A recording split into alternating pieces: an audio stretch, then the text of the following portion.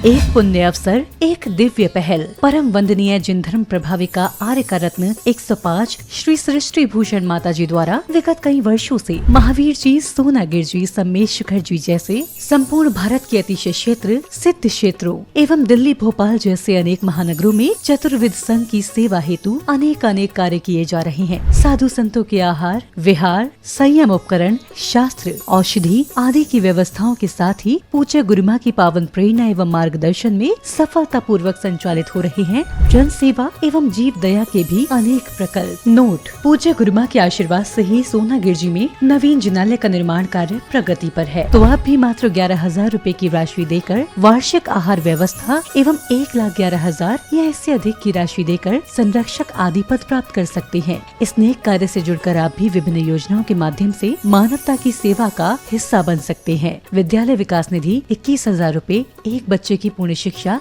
वार्षिक, 11,000 रूपए विद्यार्थी यूनिफॉर्म एवं पुस्तक दान 5,100 रूपए, गौ सेवा एवं संरक्षण योजना 11,000 रूपए और साथ ही चतुर्विध संघ की आहार व्यवस्था, औषधालय, स्वावलंबी योजना, छात्रवृत्ति एवं अन्य योजनाओं में हस्त मुक्त राशि देकर 7 पुण्य प्राप्त कर सकते हैं। आप अपनी सहयोग राशि निम्न बैंक खाते में जमा करा सकते हैं। बैंक: पंजाब नेशनल बैंक, खाता संख्या 0212 000 1011 77277, IFSC code PUNB 00212000, UPI ID 826962 7577 @PNB एवं जमा की गई राशि नीचे दिए गए नंबरों पर अवश्य सूचित करें। संपर्क सूत्र 9376591001, 9376571003, 7880099109।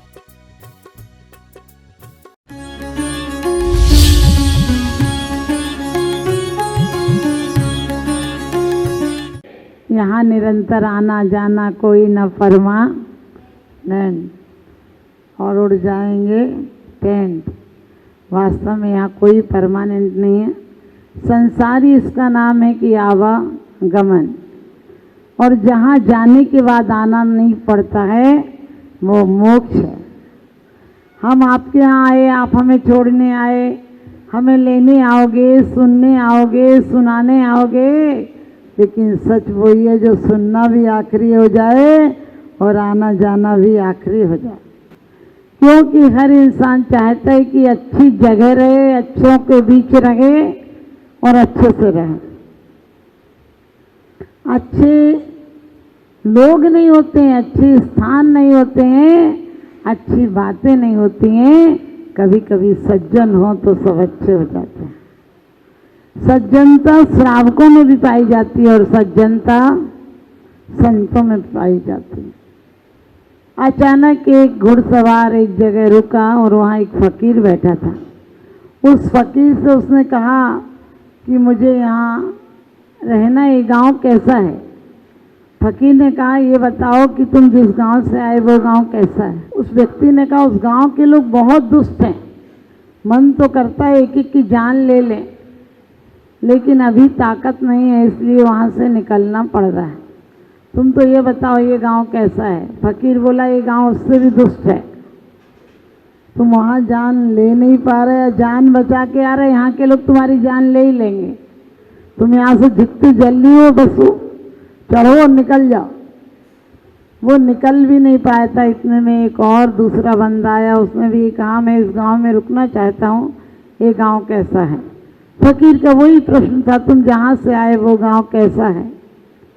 बोला, वो गांव इतना अच्छा है कि उसका नाम लेते ही मेरे रोम रोम पुलकित हो जाते हैं, आंखों में आंसू आ जाते हैं। मैं उनकी स्मृति भुला नहीं पा रहा हूँ, लेकिन मजबूरी में छोड़ना पड़ रहा है, क्योंकि मेरे कारण उन पे संकट आ जाएगा, इसलिए मजबूरन मुझे उस गाँव को छोड़ना पड़ रहा है। तो फकीर बोला, तुम रुक जाओ, यहाँ चिंता की कोई बात नहीं है। उस गांव से अच्छे लोग तुम्हें यहाँ मिलेंगे, और तुम उनकी तकलीफ छोड़कर यहाँ आए हो, यहाँ के लोग तुम्हें कभी तकलीफ नहीं होने देंगे। तो उन्होंने, पहले आदमी ने कहा, अरे तुम फकीर होकर झूठ बोलते हो, हमसे बोला यहाँ के लोग बड़े दुष्ट हैं, तुम चले जाओ, तुम्हारे जान ले लेंगे। इनसे कह रहे वो जान दे देंगे, रुको यहीं पर।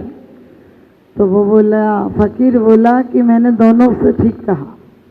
तुम्हारे अंदर क्रोध है, आवेश है, दुश्मनी है, ईर्ष्या है, तुम जहाँ चले जाओगे तुम्हें वैसे ही लोग मिलेंगे। और ये प्रेमवान है, क्षमावान है, करुणावान है, उपकारी का उपकार जानता है, ये जहाँ जाएगा वहीं उसको वैसे लोग मिल जाएंगे। इसीलिए हमारे यहाँ कहा है कि दर्शन पहले अच्छा हो, दर्शन आँखों को वाला दर्शन ही, श्रद्धान अच्छा हो। श्रद्धान होता है तो व्यापार चलता है, परिवार चलता है, रिश्तेदारी चलती है, समाज चलता है, देश चलता है, राष्ट्र चलता है। आपने देश सुना होगा, कभी कभी कोई ऐसे अभद्र शब्द बोल देते हैं कि बड़े बड़े नेताओं को क्षमा मांगना पड़ती है, अपने शब्द वापस लेना पड़ते हैं, लेकिन वही शब्द एक घाव कर देते हैं, एक आय कर देते हैं, एक बाह कर देते हैं। हमारा जीवन बस इतनी सा धर्म कर लो, पूजा पाठ तो रोज करते हो और 70-80 जब तक जियोगे तब तक करते ही रहोगे, लेकिन एक बार पूजा के योग भी बन जाओ। लोग कहते हैं हमारा समय अच्छा नहीं चल रहा, हमने कहा समय कभी अच्छा होता है क्या? समय तो कैलेंडरों में होता है, वही तारीख होती है, वही दिन होता है, वही घंटे होते हैं, वही मिनट और सेकंड होते हैं। किसी के जीवन में आनंद भर जाते हैं और किसी के जीवन में विषाद भर जाते हैं। दुख में रात कटे, आप सच बताना, दुख और तकलीफ में रात कितनी बड़ी लगती है, लगता है सुई सरक ही नहीं रही, कटे नहीं कटती है। और प्रेम में हो तो क्या पता नहीं चलती है कब खत्म हो जाती है। यही हालत हमारी और आपकी है। जवानी बचपन कब बीतता गए पता नहीं चलता गए, और जवानी तो ऐसे फिसल जाती है जैसे हाथ का पानी फिसल जाता हो, और बुढ़ापा कांटे से नहीं कटता है। जिंदगी मांगे से नहीं मिलती है और मौत बिन मांगे भी जबरदस्ती चली आती है। ध्यान रखना, बचपन में हम जिन चीज़ों को रोए थे वही जवानी में बेकार लगने लगती हैं, और बुढ़ापे में कुछ हाथ नहीं आता है लेकिन आसक्ति बनी रहती है, इससे विरक्ति हो जाए। यही धर्म है, हम समय का सदुपयोग करना सीख जाएं। समय का सदुपयोग कौन करता है? जो समय का सदुपयोग करता है वो सिद्धालय में जाता है। समय का सदुपयोग क्या है? मन से, वाणी से, काया से अच्छी क्रियाएं करो। करना नहीं पड़े, अभी तक तो तुम कर रहे हो, कागजी फूल हो ले आए हो, सजा लिए। जिस दिन तुम्हारी जड़ों में मजबूती आ जाएगी, जो जड़ जितनी नीचे होती है उतना ही पेड़ ऊपर जाता है। हमारे अंदर भी प्रेम की जड़ जितनी नीचे होगी उतना ही पौधा ऊपर जाएगा। हम घर में कलेश करके, ईर्ष्या करके, दूसरों को दबा करके, छल करके, आप कभी भी देखना, कभी कभी सज्जन लोग भी लास्ट में बीमार पड़ जाते हैं। वरना बड़े बड़े, आप समझ गए, बड़े बड़े पहलवानों को पानी पीने की हिम्मत नहीं होती है, क्योंकि जवानी में समय निकलता नहीं है, जवानी में समय मिलता नहीं है, और बुढ़ापे में समय कटता नहीं है। और कहा है आदमी का जिस्म क्या है, जिस पे सजा है जहाँ एक मिट्टी की इमारत, एक मामूली मकान, खून इसमें गारा है और ईंट इसमें हड्डियाँ, चंद सांसों पर टिका है एक हमामी नूर जहाँ। मौत की झकझोर आंधी जिस दिन भी टकराएगी, दम की दम से यही इमारत टूट कर गिर जाएगी, दम की दम से यही इमारत टूट कर गिर जाएगी। आप सबकी इमारत टूटने ना पाए, आप सबका जीवन भी सुंदर मंगलमय बने। अभी आप लोग मंदिरों में आते थे, एक दिन आपके मंदिर बन जाए, आप सिद्धालय में चले जाओ। क्योंकि वास्तव में क्या दुआ देते हैं आप किसी को? 100 साल जियो, 100 साल जियो कोई दुआ है? ये बद्दुआ है। क्यों? क्योंकि जियो तो ऐसे जियो कि वास्तव में जिंदगी भी मेहरबानी बन जाए, और मरो तो ऐसे मरो कि जिंदगी कहानी बन जाए। ध्यान रखना, इतिहास कोई मतलब नहीं रखता है। हम बड़े वैज्ञानिकों की पूजा नहीं करते हैं, बड़े सम्राटों को अर्घ नहीं चढ़ाते हैं, क्योंकि ये सब छीना झपटी हाय तौबा में मर गए। लेकिन जो अपने आप में उतर गए वो भव से उतर गए। अपने जीवन को इतना प्रेममय सरस बनाना। एक सास थी, बहुत लड़ती थी बहुओं से। 3 बहुएं तो परेशान होकर मायके चली गईं। खुद तो अच्छा खा लेती, जब बहुएं खाने बैठती तो कहती मायके से लाई है, देखा है कभी इतने बड़े घर में घी खा रही है, ये खा रही है। और मायके को बहुत कोसती थी। मायके को नहीं कोसना, बाकी सब कुछ कह लेना। मायके तक कभी मत जाना यदि जीवन से सुख से रहना चाहते हो। अपनी बेटी की तरफ से कुछ भी कह लेना, बर्दाश्त कर लेगी, लेकिन मायके की बुराई करोगे बर्दाश्त नहीं करेगी। तो उसे भी कोसते थे। 3 बहुएं तो परेशान होकर चली गई, कहने लगी हमारा तो मायका ही अच्छा है। लेकिन चौथी के मायके में भाई भी नहीं था, पिताजी भी खत्म हो गए। तो वो बोली मैं तो मायके भी नहीं जा सकती, उसे मजबूरन वहीं रहना पड़ा। सास खूब अच्छा रोज रोज घी और दाल बाटी चूरमा खूब घी डाल डाल के खाती। एक दिन अटैक पड़ गया तो बहू बोली, रो तो नहीं रही थी, रोने लायक काम ही नहीं किया था सास ने कि रोए। तो कहने लगी बाटी खाती मर गई सास, बाटी खाती मर गई सास। लड़के आए, बोले ढंग से रो। बोले रोने लायक कुछ होता तब तो, रोने लायक कोई काम ही नहीं कर रही। हम तो रोज सोचते थे बुढ़िया कब निपटे, आज निपट गई तो शांति हो गई। अब बोले तुमको रोना नहीं आता, जो बहुएं मायके गई उनको बुलाते हैं। तो वो लोग बाहर से बोली दुखिया को सुखिया कौन ने करो, दुखिया को सुखिया कौन ने करो। छोटी बहू बोली चली आओ प्रभु ने करो। यानी अच्छा सुना, प्रभु नहीं कि चली गई। तो बच्चे बोले तुम दोनों को रोना नहीं आता। कोई बहू अच्छे से नहीं रो रही। हम पड़ोसन को बुला के ला रहे।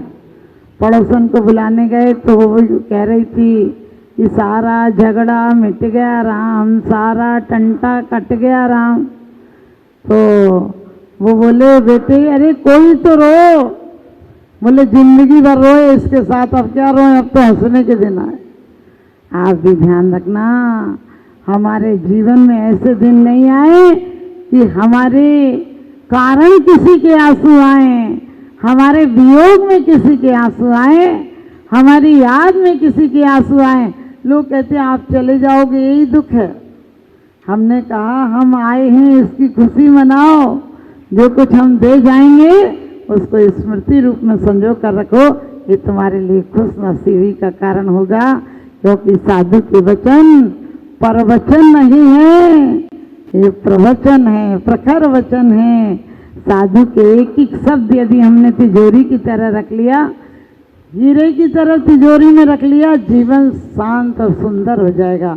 सत्यम शिवम सुंदरम। आज लोग कहते हैं माता जी असत्य की बहुत पूजा है। हमने कही कितनी भी असत्य की पूजा हो जाए, असत्य को भी मार्केट में आना हो तो सत्य के कपड़े पहन के आना पड़ता है। आपने देखी सर्फ साबुन बेचना हो तो कौन सा, एक सुंदर सी लड़की दिखाते हैं, फिर गंदा सा कपड़ा दिखाते हैं, और वो सर्फ डाला और बिना पानी के कपड़ा साफ निकल आता है। वो कपड़ा नहीं, वो तुम्हारे मन को आकर्षित करते हैं। तो आप ध्यान रखना, यहाँ ये झूठा कोई काम नहीं है। कहते हैं नगद लो और नगद दो वाला हाल है। यहाँ तो आज यदि एक एक वचनों को अपने जीवन में उतार लिया तो इसी जीवन में, इसी दिन, आज के दिन तुम्हारा महा त्योहार बन जाएगा। कहते हैं जीवन का साज अभी बाकी है, जिंदगी का राज अभी बाकी है। अभी तो नापी है तुमने मुट्ठी भर जमीन, अभी तो सारा आसमान नापना बाकी है। अभी सभी लोग भयंदर से आए हैं, बहुत अच्छी संख्या में आए हो, बहुत अच्छी सेवा की है। और मैं ये नहीं कहती हूँ किसी से कि मेरे पास आना, मैं ये कहती हूँ कि सब गुरुओं की ऐसी ही सेवा करना। क्योंकि अपने बच्चों में भी कभी कभी होता है कि कोई बोलता है कोई नहीं बोलता है, कोई, लेकिन फिर भी माँ को सब बच्चों से प्यार होता है। हमारे लिए कुंद कुंद स्वामी रहन सार में कहते हैं कि साधुओं से कैसा प्यार करना, जैसे गर्भस्थ शिशु से माँ बाप प्यार करते हैं, उनका ख्याल रखना। तो मैं किसी किसी के नाम भले नहीं जानती हूँ, चेहरों से सबके लिए एक एक को आशीर्वाद है। और मेरा आशीर्वाद यही है, आपका जीवन सुख शांति पूर्वक हो। आप जाएं, लेकिन जाने के साथ साथ आने का उद्देश्य लेकर जाएं तो जाना भी सार्थक हो जाता है। यदि नवीन मंदिर बनाने के लिए पुराना तोड़ना पड़े तो भी शुभ है, नए कपड़ों के लिए पुराना छोड़ना पड़े तो भी शुभ है, क्योंकि कहते हैं इन प्यार के रिश्तों को यूं निभाया जाए, इन प्यार के रिश्तों को यूं निभाया जाए जिन्हें आखिरी सांसों तक कहते चलाया जाए, जिन्हें आखिरी सांसों तक चलाया जाए। लेकिन ये धर्म के संबंध, धर्मात्माओं से संबंध तो ऐसे होते हैं जो भवांतर तक साथ चलते हैं और ये भव से पार लगा देते हैं। आप सबको भी प्रभु से यही प्रार्थना है कि आप सबका विमोक्ष मार्ग प्रशस्त हो, आपके जीवन में सुख शांति और अमन चैन हो। मेरा बहुत बहुत आशीर्वाद।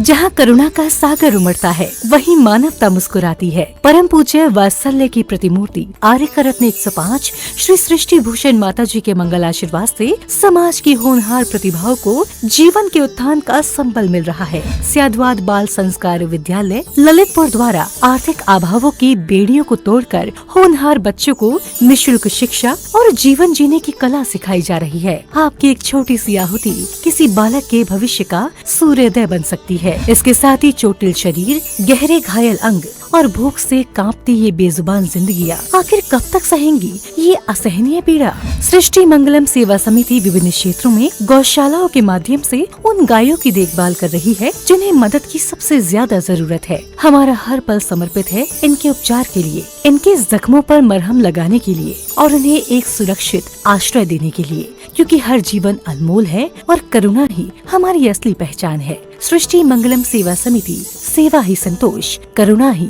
कर्म।